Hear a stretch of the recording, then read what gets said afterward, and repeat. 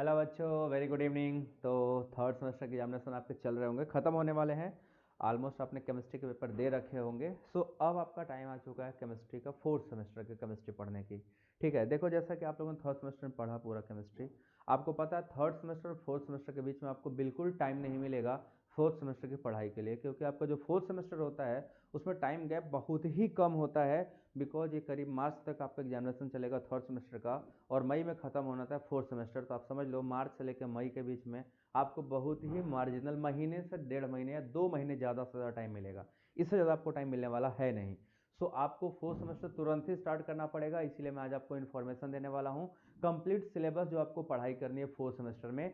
इस सेमेस्टर का जो सिलेबस है वो आपका एकदम न्यू होगा। शायद आप ये पहली बार पढ़ रहे होगे, इसके पहले आप लोग ने इस सिलेबस के बारे में कुछ भी नहीं पढ़ा होगा, इसके बारे में नहीं जानते हो, because this is totally new syllabus है। ठीक है।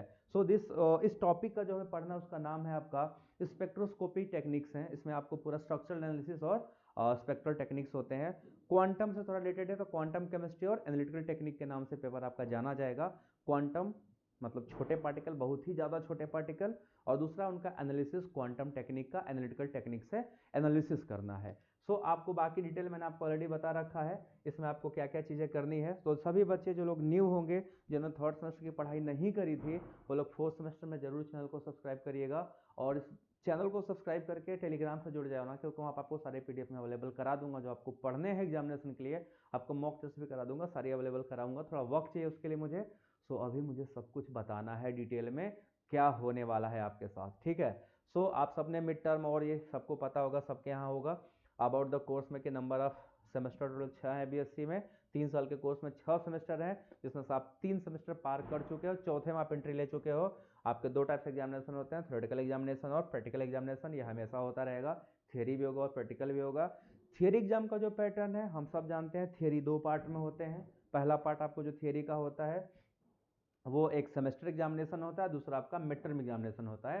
तो सेमेस्टर एग्जामिनेशन जो 75 मार्क के होंगे आपके अभी चल रहे होंगे या खत्म होने वाले होंगे, और दूसरा है मिड टर्म एग्जामिनेशन जो 25 नंबर का होता है, जो इंटरनल इवैल्यूएशन होता है। ठीक है, ये जो इवैल्यूएशन है वो इंटरनल होता है, जिसके कई पैरामीटर्स होते हैं।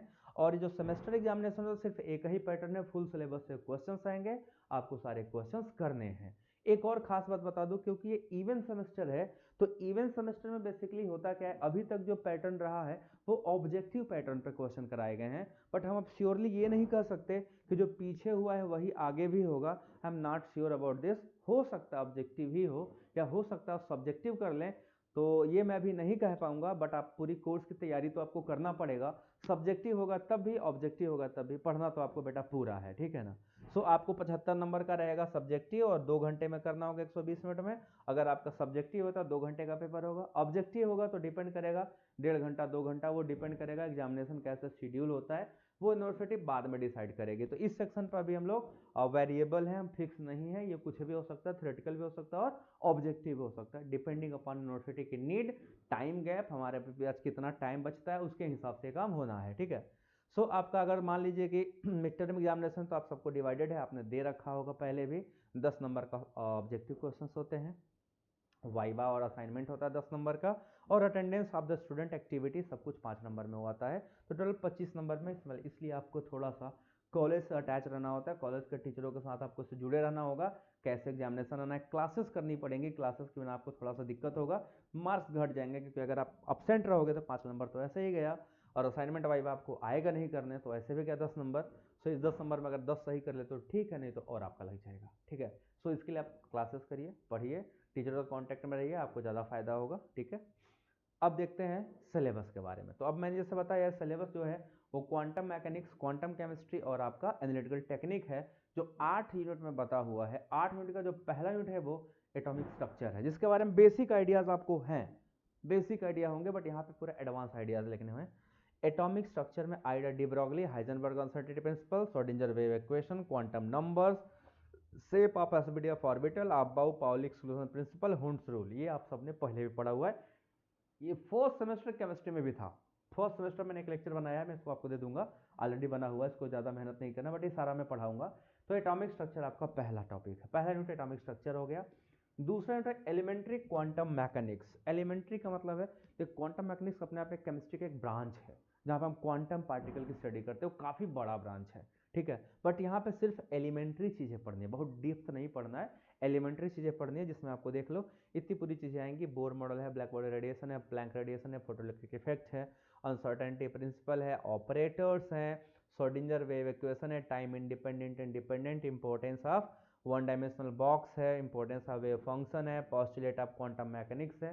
ये सब कुछ नया होगा और ये मैथमेटिकल होता है।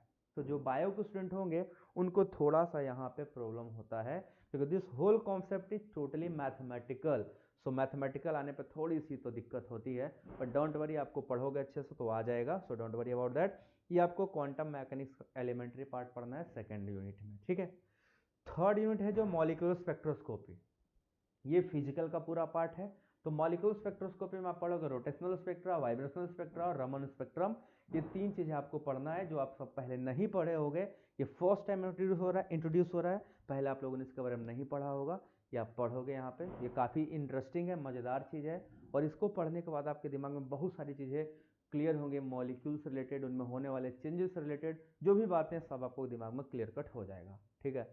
तो ये थर्ड यूनिट हो गया। फोर्थ यूनिट है आपका यूवी विजिबल स्पेक्ट्रोस्कोपी। ये बहुत ही मजेदार है, ये मैं पढ़ाऊंगा आपको पूरा यूवी विजिबल स्पेक्ट्रोस्कोपी। ये आप इसमें देखोगे अनसैचुरेटेड कंपाउंड की स्टडी की जाती है। जैसे कोई कंपाउंड अनसैचुरेटेड है, कलर कैसे आता है किसी कंपाउंड में, वो इसी से पता चलता है सैचुरेशन है अनसैचुरेशन है, कितना ज़्यादा अनसैचुरेशन है, किस टाइप के मॉलिक्यूल है, कैसे बॉन्ड है, ये पता चल जाता है। इससे आपको इन्फॉर्मेशन मिलेगा यूवी विजिबल से। नेक्स्ट है इंफ्रारेड आईआर स्पेक्ट्रोस्कोपी, इनको इंफ्रारेड स्पेक्ट्रोस्कोपी भी कहते हैं। बेसिकली इस टेक्निक का यूज किया जाता है to identify the functional group of a molecule. किसी भी मॉलिक्यूल में कौन सा फंक्शनल ग्रुप है वो आपको देख के नहीं पता चलता है, आप इससे पता लगा सकते हो। Bond length, bond strength of molecule, इससे पता चल जाता है, ठीक है। मॉलिक्यूल में डाइपोल मूवमेंट है कि नहीं है, सिमेट्रिकल है अनसिमेट्रिकल है, इस स्पेक्ट्रोस्कोपी से इन सबके फंडामेंटल आइडियाज आपको मिल जाता है, ठीक है। तो ये चौथा आपका आईआर स्पेक्ट्रोस्कोपी।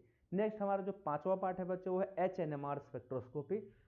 एनएमआर देखो 5 टाइप के, 4 टाइप के आपको पढ़ने हैं, ठीक है।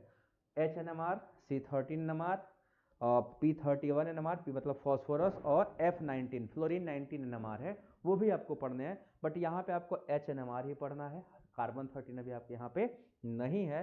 तो एचएनएमआर स्पेक्ट्रोस्कोपी से, या पीएमआर का मतलब प्रोटॉन मैग्नेटिक रेजोनेंस है, एच प्रोटॉन को ही कहा जाता है, एच को ही प्रोटॉन कहा जाता है, तो प्रोटॉन स्पेक्ट्रोस्कोपी या बोल दो, या एचएनएमआर स्पेक्ट्रोस्कोपी, बात वही है। इसमें आप पढ़ते हो कितने डिफरेंट टाइप के हाइड्रोजन किसी मॉलिक्यूल में है, और डिफरेंट टाइप ऑफ हाइड्रोजन, उससे अटैच जो कार्बन है उस पर कितने हाइड्रोजन है, इन सब के बारे में बहुत डिटेल में आइडिया लगता है।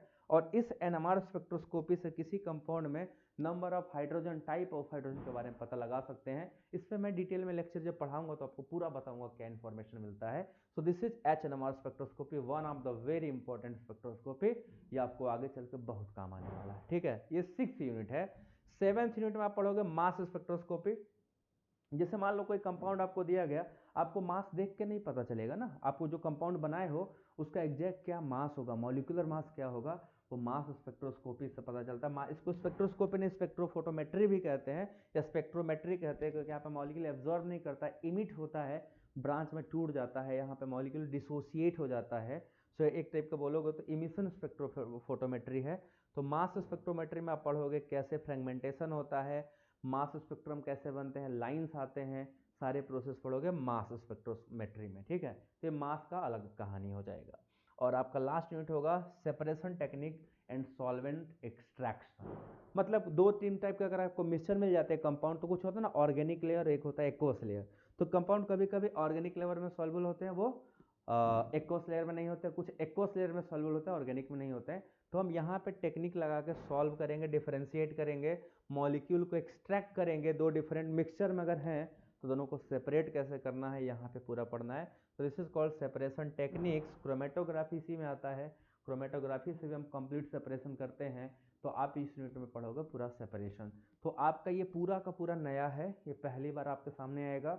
आप इसमें सोच सकते कुछ भी नहीं जानते हो, बट आपको जानना पूरा है, क्योंकि ये पूरा का पूरा सिलेबस नेट का भी है, आईआईटी जेईई और सीयूईटी पीजी की अगर आप तैयारी करोगे तो पूरा का पूरा सिलेबस उधर भी आने वाला है।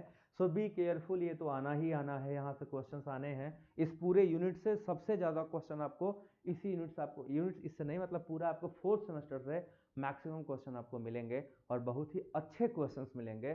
सो बी प्रिपेयर्ड फॉर दिस, क्योंकि टाइम गैप कम मिलेगा इसलिए मैं पढ़ाना इसको कल से स्टार्ट करूंगा। आपको एक लेक्चर हर दिन मिल जाएगा, आप लोग पढ़ना स्टार्ट कर लो, ठीक है, पढ़ना स्टार्ट कर लो विदाउट एनी टाइम गैप। आपको टाइम गैप नहीं करना है, पढ़ते जाओ, अपना सेमेस्टर देते जाओ, पढ़ते जाओ। तो हम लोग इसको कल से स्टार्ट करेंगे। Thank you so much. आप सभी लोग चैनल को जरूर सब्सक्राइब करना, जो बच्चे अभी नहीं सब्सक्राइब किए, जो नहीं जानते हैं उनको जरूर बताइएगा।